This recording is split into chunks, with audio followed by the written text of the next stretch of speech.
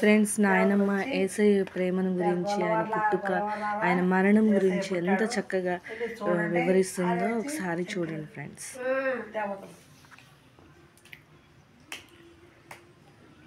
యేసయ్య ఎవడు? కొల్ల రాజులు యేసయ్య పుట్టాడట, పరలోకం నుంచి వచ్చాడట. యేసయ్య పుట్టాడట, పరలోకం నుంచి వచ్చాడట. పసుల పాకలో ఉన్నాడట, పసల తొట్టిలో పరుండాడట. యేసయ్య వచ్చాడట. కొలవాళ్ళు అనుకుంటున్నారు. అరే రండి రండి, యాక్షన్ చేసుకుంటా చూడండి ఫ్రెండ్స్. సండే స్కూల్ పిల్లలకి చెప్పినట్టుగా ఎంత చక్కగా చెప్తుంది యాక్షన్ చేసుకుంటా. పసుల పాకలో ఉన్నాడట, పరలోకం నుంచి వచ్చాడంట. పసుల పాకలో పడుంటాడు, దెయ్యాలలో పడుంటాడు. రండి రండి, చూద్దాం రండి. యేసయ్య పుట్టాడంట. ఆయన పుట్టాడు, కన్య కడుపును పుట్టాడు. కొల్లవాళ్ళు పాట పాడాడు. ఈ పాట అట్లాగే పుట్టాడు. పెద్దోళ్ళయ్యారు. తండ్రికి పెళ్లి చేసి కూతురు తల్లికి పెళ్లి చేశాడు. పెళ్లి చేసి చెప్పాలి, పెళ్లి చేశాడు. తల్లికి పెళ్లి వాళ్ళ అమ్మ పేరైతే మరియమ్మ.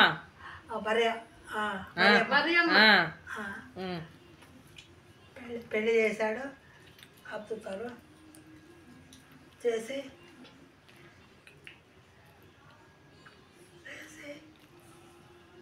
సంవత్సరము ఒట్రంగా పనిచేసి పోషించాడు కుటుంబాన్ని. ఒట్రంగా పనిచేశాడు.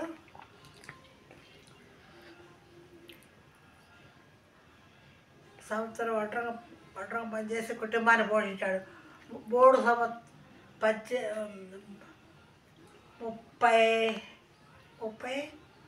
ఒట్రంగా పనిచేసి కుటుంబాన్ని పోషించాడు. 3 సంవత్సరాల ఉన్నాడు ఆయన.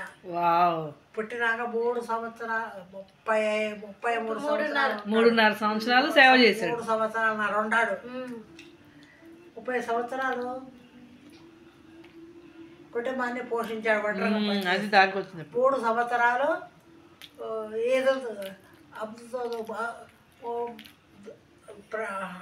వాళ్ళెవరు శిష్యులు 11 మంది శిశువులతోటి అద్భుతాలు చేశాడు తిరిగి. ఇప్పుడు నా పొద్దు చూపించేది అదే. అద్భుతాలు చూశాడు. 11 మందితో 3 సంవత్సరాలు ఈదలతో తిరిగి అప్పుడు పొద్దున చూసి ఎట్లా అయ్యే ఆ అద్భుతాలు చూశాడు. తిరిగి అద్భుతాలు చేశాడు. అందరికీ పిల్లలు లేనాడు, పిల్లలు లేనాడు, కాళ్ళు లేనాడు, కాళ్ళు అన్నీ చూశాడు. ఇంకా 6 సంవత్సరం ఉంది. కలవరగిరిలో బలి అయిన యేసయ్య, కలవరగిరిలో బలి అయిన యేసయ్య, ఈ పాపములన్నీ మన పాపాలన్నీ కూడా ఆయనే భరించినాడు. నిజం చెప్పలేదు, లేకపోతే రాజులు తనాలని అంచలేము లేడు. వాడు బలైపోయాడు.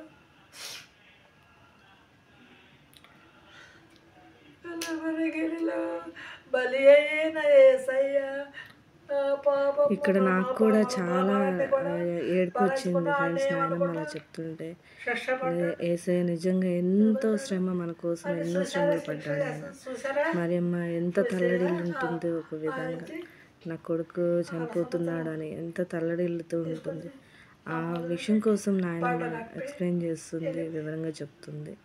నాకైతే కన్నీళ్ళు ఆగలేదు ఫ్రెండ్స్. అట్లా చెప్తుంటే నేను వీడియో తీస్తూనే నేను కూడా ఏడుస్తూ కళ్ళ నీళ్ళు వచ్చినాయి నాకు.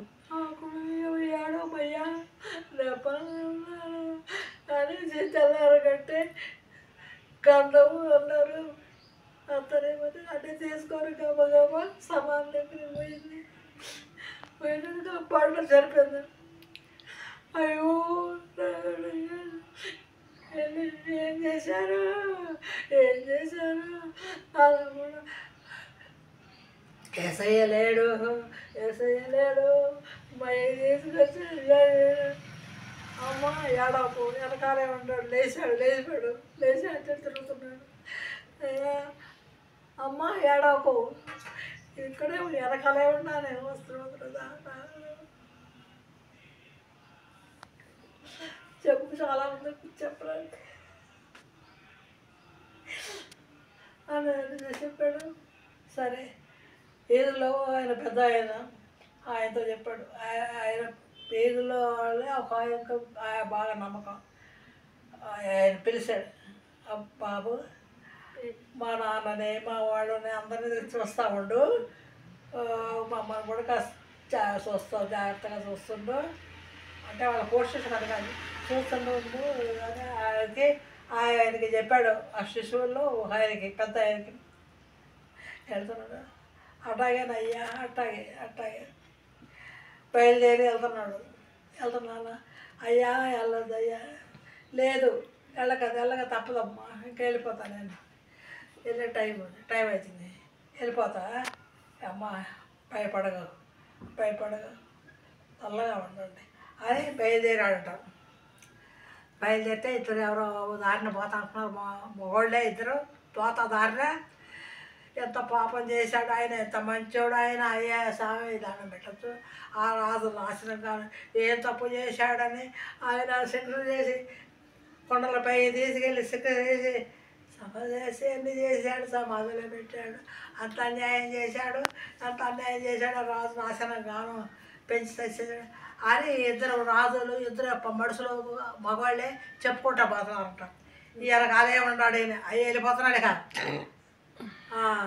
అన్నాడు, ఆయన మాట్లాడినాడు, బాబు వస్తారా, అబ్బో ఇడుకోరా వేసే ఇడుకోరా,